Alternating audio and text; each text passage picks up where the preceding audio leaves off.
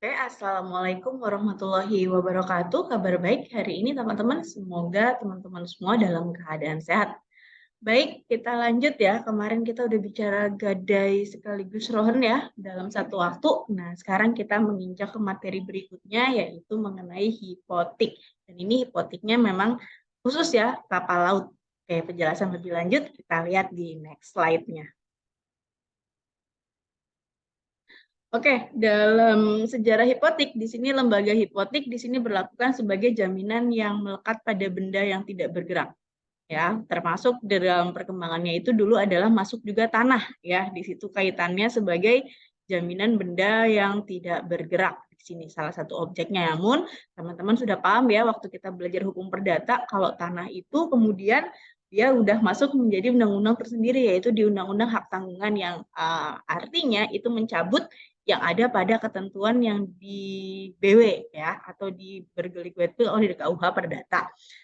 Sehingga benda yang tidak bergerak yang masih bisa dijadikan objek dari hipotik nggak lain adalah sebuah kapal yang di sini harus memenuhi kualifikasi besarnya palingnya harus 20 meter kubik ke atas. Dan mengenai teman-teman sudah pernah saya jelaskan juga ya kenapa sih kok kapal dimasukkan sebagai benda tetap atau benda tidak bergerak ya. Salah satunya memang posisi kapal ini terkait dengan bendera yang ada melekat pada kapal sehingga undang-undang yang berlaku atau hukum yang berlaku di atas kapal di atas 20 meter kubik adalah hukum yang berlaku di negara asal kapal tersebut atau bendera yang ada di kapal tersebut sehingga kapal dianggap sebagai benda yang tidak bergerak. Ya, jadi di sini ketentuan-ketentuan hipotik di sini dalam buku 2 masih berlaku hanya kepada kapal 20 meter kubik yang di sini dia terdaftar juga dalam register kapal. Kemudian hipotek kapal ini ya salah satu cara sebagai si pemilik kapal ya, pemilik kapal yang kalau dia memang membutuhkan pembiayaan, dia di sini pemilik kapal sebagai mortgager yaitu meminjam sejumlah uang kepada seseorang atau lembaga, dia bisa menjaminkan kapal yang dia miliki.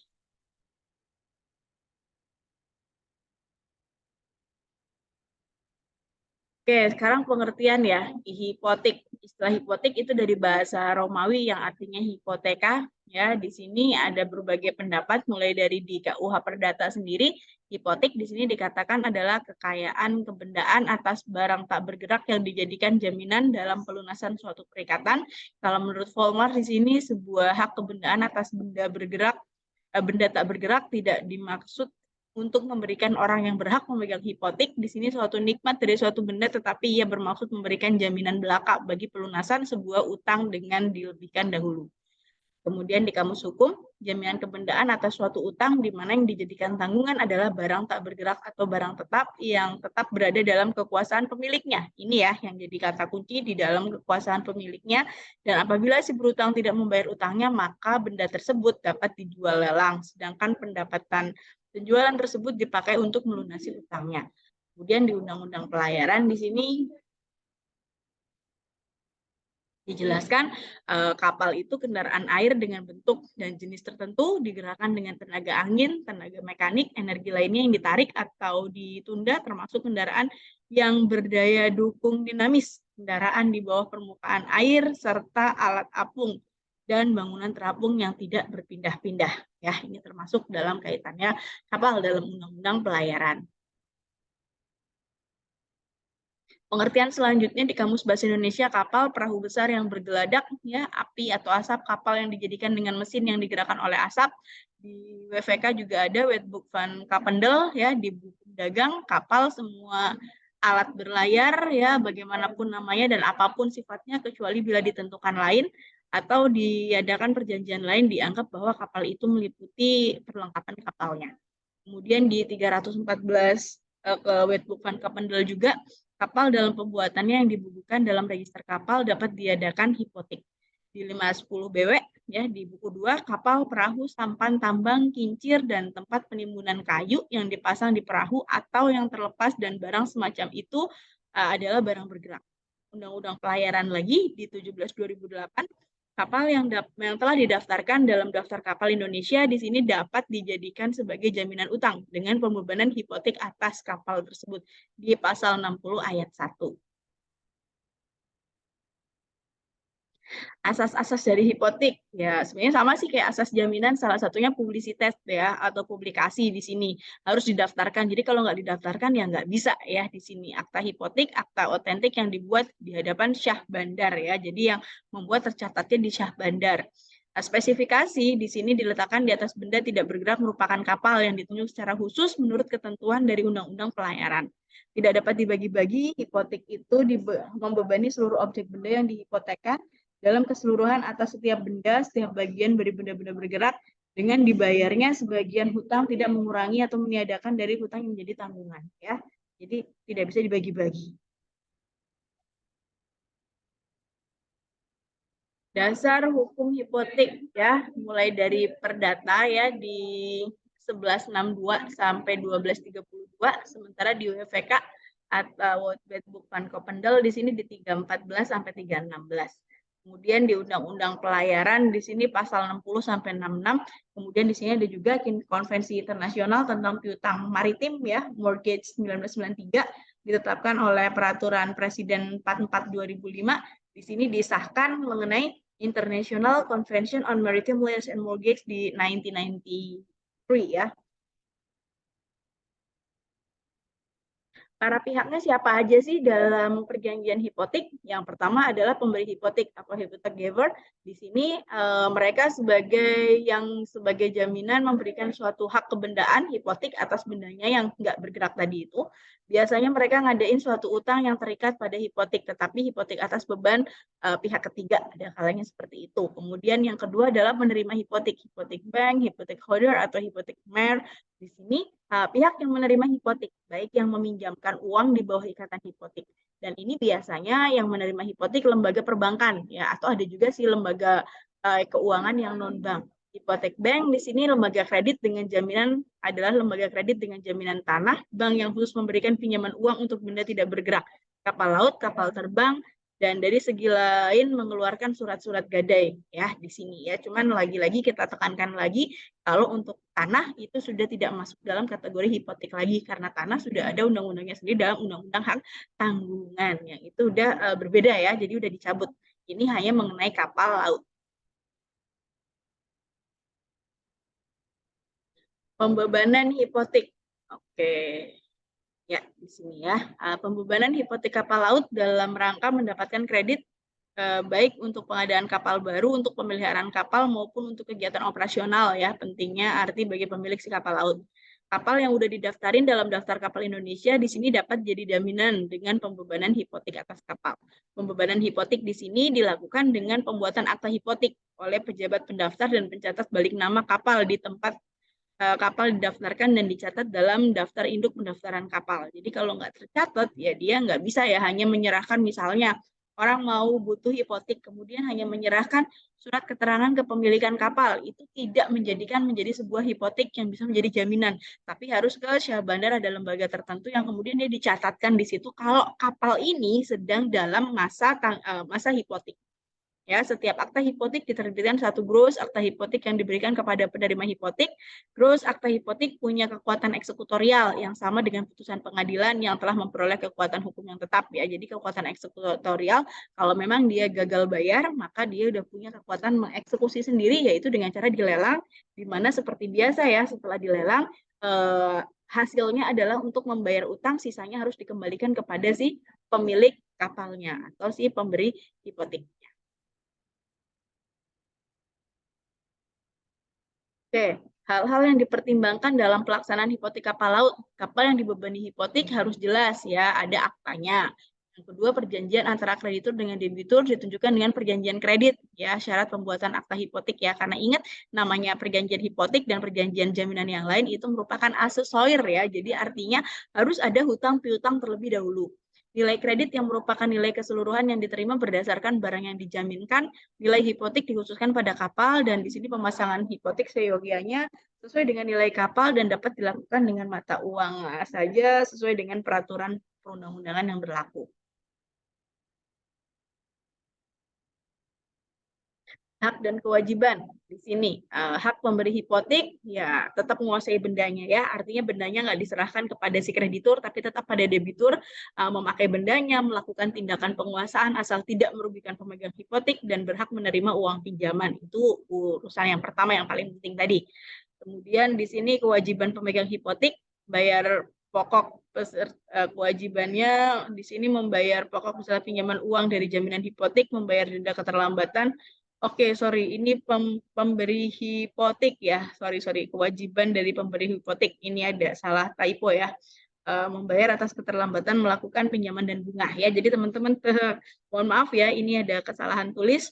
Dan di sini baru hak pemegang hipotek. Jadi ini sama-sama hak dan kewajiban pemberi hipotek dulu ya yang memberikan barangnya. Ya, hak pemegang hipotek memperoleh penggantian ya daripadanya untuk pelunasan piutangnya. Dan jika debitur lawan prestasi memindahkan piutang bersifat aksesorir, maka dengan ini ya hipoteknya ikut berpindah.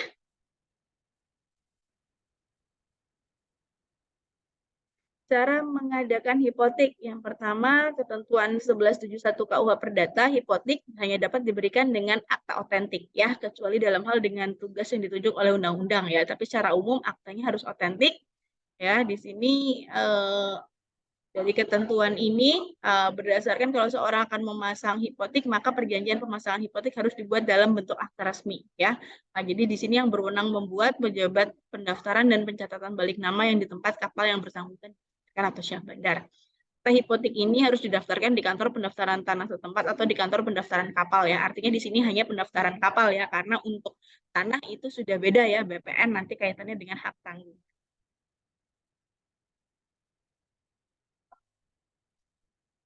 Oke, kemudian kita lihat di sini. Oke, janji-janji dalam hipotek. Yang pertama di 1178, janji untuk menjual atas kekuasaan sendiri ya. Di sini janji tentang sewa di 1185, janji untuk tidak dibersihkan di 1210, janji tentang insurance di 297 WVK ya. Jadi beda dengan yang 3 sebelumnya. Tapi ini yang jadi penting yang selalu saya tekankan dalam hukum jaminan, para pihak tidak boleh mengadakan janji untuk memiliki bendanya manakala debitur wan prestasi atau disebut verbal bidding ya.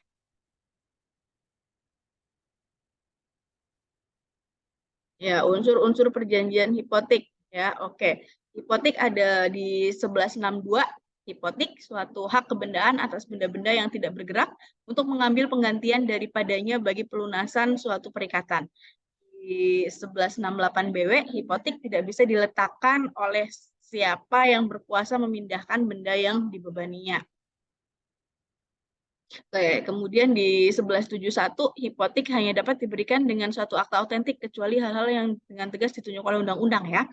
Kemudian di 1175, hipotek hanya dapat diletakkan atas benda yang sudah ada. Hipotek atas benda-benda yang akan ada di kemudian hari adalah batal. Jadi nggak bisa pakai ya kayak saya bakal punya kapal itu minggu depan deh kapalnya datang, sekarang saya butuh uangnya sekarang tapi besok minggu depan itu baru kapalnya datang misalnya, dan itu udah jelas ada. Nah, itu tidak bisa atas benda yang akan datang. Suatu hipotek hanyalah sah sekedar jumlah uang untuk mana ia telah diberikan adalah tentu dan ditetapkan dalam akta ya. Jadi bagaimana pentingnya akta otentik dalam perjanjian jaminan hipotek ini. Oke, kemudian di sini ada unsur-unsur dari hipotek.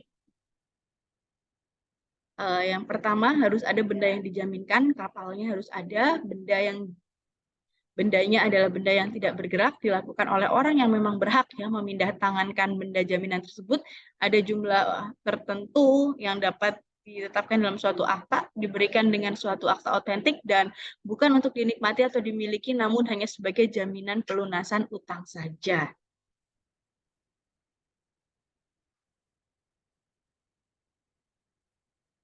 Oke, baik. Di sini jangka waktu perjanjian hipotek. Perjanjian kredit dengan menggunakan hipotek kapal adalah dengan menggunakan kredit dengan jangka waktu panjang, karena hipotek kapal merupakan investasi jangka panjang dan memberikan biaya yang besar untuk pembiayaan sebuah kapal ya secara umumnya gitu. Karena kalau kredit sendiri kan ada 3 jenis di sini ya, ada jangka pendek, menengah, panjang.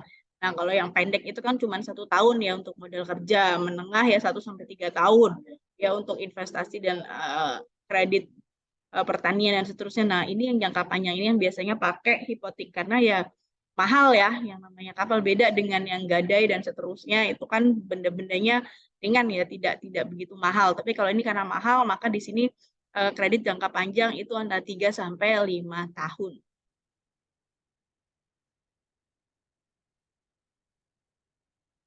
Oke, kemudian kita ke hapusnya hipotek di sini di 1209 KUH Perdata. Hapusnya perikatan pokok karena pelepasan hipotek itu oleh kreditur dan karena pengaturan urutan tingkat oleh pengadilan dan seterusnya. Nah, kemudian di sini eksekusinya ya, yang terakhir kita bagian eksekusinya. Akta hipotek di sini memiliki kekuatan eksekutorial yang sama dengan putusan pengadilan di 60 di Undang-Undang tentang Pelayaran ya, di 17 2008. Kekuatan eksekutorial akta tersebut menjadikan pemegang hipotek atau kreditor dapat melakukan eksekusi tanpa proses digugat di pengadilan. Akan tetapi tetap harus melalui lembaga parate eksekusi sebagaimana yang menjadi hak yang didahulukan untuk pemegang hipotek atas utang-utang yang dijaminkan oleh debitur selain titel eksekutorial. Hipotek kapal yang didaftarkan berakibat melekatnya sifat kebendaan terhadap tagihan yang dijamin dengan hipotek, menentukan tingkat hipotek dan menentukan kekuatan mengikat antara sita jaminan dengan pendaftaran hipotek. Salinan akta hipotek punya konsekuensi hukum kekuatan eksekutorial, dengan demikian dapat dilakukan eksekusi tanpa turut campur tangan pihak pengadilan. Artinya ya sama ya seperti yang sudah saya jelaskan sebelumnya. Jadi ketika seorang debitur itu dia nggak mampu bayar, kemudian udah jatuh tempo utangnya, kemudian ditagih tidak memberikan balasan ya, tidak ada jawaban bagaimana restrukturisasi piutangnya tidak dilaksanakan dan seterusnya, maka si kreditur di sini berhak yang namanya barangnya atau si kapalnya tadi harus dijual. Dijualnya melalui apa? Harus melalui lembaga lelang yang resmi. Ya, nanti ketika lelang. Jadi, ketika mengajukan lelang itu seorang kreditur tidak perlu untuk mengajukan gugatan ke pengadilan mengenai wan prestasi yang dilakukan oleh si debitur. Jadi ya udah dia langsung eksekusi aja, dia lelang aja di lembaga resmi, nanti kita lihat utangnya berapa, sisanya dikembalikan kepada si debitur. Begitu ya teman-teman, semoga bisa dipahami ya untuk materi kali ini. Dan dari sini teman-teman bisa paham ya, kemarin sudah gadai untuk benda yang bergerak, sekarang hipotek untuk benda yang tidak bergerak. Dalam artian di sini tidak bergeraknya kayak kapal ya, meskipun bisa dipindahkan juga mindahin kapal kan harus dengan tenaga mesin ya, nggak bisa pindah sendiri, bahasanya seperti itu kali ya. Ya, tapi paling enggak di sini kapal adalah salah satu benda yang dianggap sebagai benda.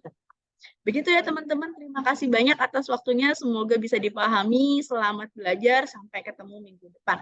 Wallahul muwaffiq ila aqwamit thoriq. Wassalamualaikum warahmatullahi wabarakatuh. Terima kasih teman-teman semua.